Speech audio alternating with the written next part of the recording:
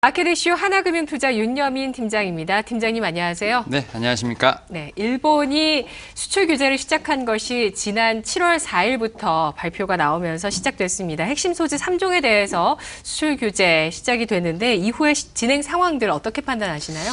일단 뭐 한마디로 좀 정리를 드리면 제가 볼 땐 일본이 좀 자기 발목을 좀 잡았다라고 좀 말씀을 드릴 수가 있겠는데요. 아무래도 지금 현재 국산화가 좀 일어나는 부분이 있습니다. 이에 따라서 SK 하이닉스라든지 삼성전자 같은 경우 좀 재고를 충분히 확보를 한 상태에서 지금 국산화를 추진해갖고 제3국에서 어떤 소재를 지금 확보하는 부분이 있기 때문에 오히려 일본 업체들이 더욱더 좀 안달이 난 상황이라 좀 말씀드릴 수 있겠는데요. 예를 들어 이제 모리타 화학공업 같은 경우는 이제 중국 공장에서 생산을 하는 불화수소를 한국에 지금 공급하는 지금 방안을 검토 중에 있습니다. 어떻게 보면 이렇게 일본 업체들이 오히려 더 안달이 난 부분은 이제 반도체 같은 경우는 이제 소재 특성상 생산 라인이 한번 바뀌게 되면 10년 이상 장기적으로 사용되는 부분이기 때문에 한번 고객을 잃어버리게 되면 10년 정도 이 정도까지 지금 고객을 다시 확보할 수 없는 상황이기 때문입니다. 이에 따라서 지금 오히려 일본 업체들이 좀 더 좀 발등에 불이 떨어진 상황이고요. 뭐 통계적으로 보게 되면 이제 일본의 어떤 수입 같은 경우는 수출보다 상당히 큰 폭으로 좀 감소한 부분이 있습니다. 뭐 7월 같은 경우 지금 한 9% 정도 지금 감소한 부분이 있습니다. 하지만 이제 수출 같은 경우 2% 정도까지밖에 감소한 부분이 없기 때문에 오히려 지금 수출 수입 관련돼서도 좀 일본이 좀 더 타격을 좀 받는 부분이 있기 때문에 향후 좀 더 지켜봐야 되는 부분이 있겠지만 아무래도 장기적으로 봤을 때 한국보다 일본에 좀 더 타격이 좀 크지 않을까 생각을 하고 있습니다. 네, 불화수소부터 지금 우리 삼성과 SK 하이닉스에 이제 적용이 되기 시작했습니다. 이렇게 2달 만에 국산화에 성공하는 여러 품목들이 생기면서 내부적으로 업계에서 반성까지 나오고 있다는데 IT 소재 쪽은 일단 실적의 레벨업 모멘텀 발생했다고 보면 되겠군요.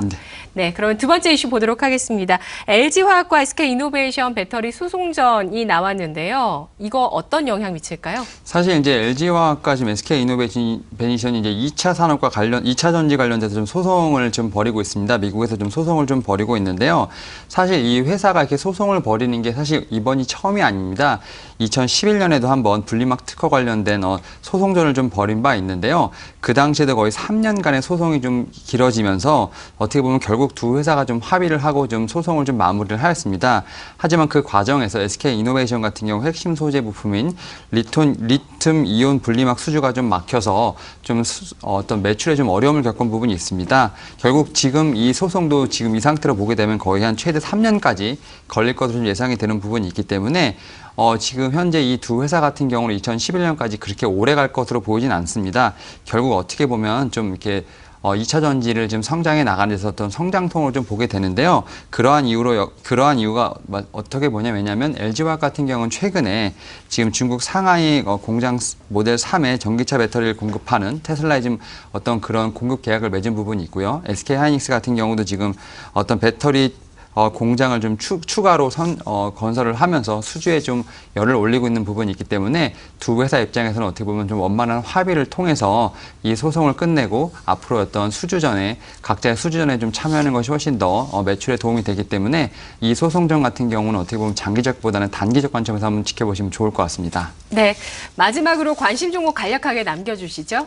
아무래도 좀 최근에 좀 유망 섹터는 아무래도 좀 5G 관련된 통신 장비 섹터가 아닐까 싶습니다. 뭐 5G 관련된 부분은 올해부터 서울과 이제 한국과 미국을 시작으로 해서 지금 여러 나라에서 지금 시행이 되고 있고요.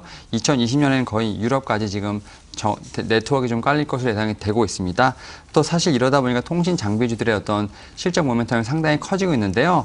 제 생각엔 좀 KMW는 좀 상당히 좀 무거운 부분이 있겠습니다만 제가 오늘 가지고 온 서진 시스템 같은 경우는 좀 저평가된 종목으로서 지금 2분기에도 상당히 좀 실적이 좋았고요. 3분기에도 그 실적이 좀 이어질 것으로 예상이 되고 있습니다. 그래서 오늘은 좀 통신 장비 그리고 서진 시스템 한번 지켜보시면 좋을 것 같습니다. 네, 오늘 분석 고맙습니다. 잘 들었습니다. 네, 감사합니다.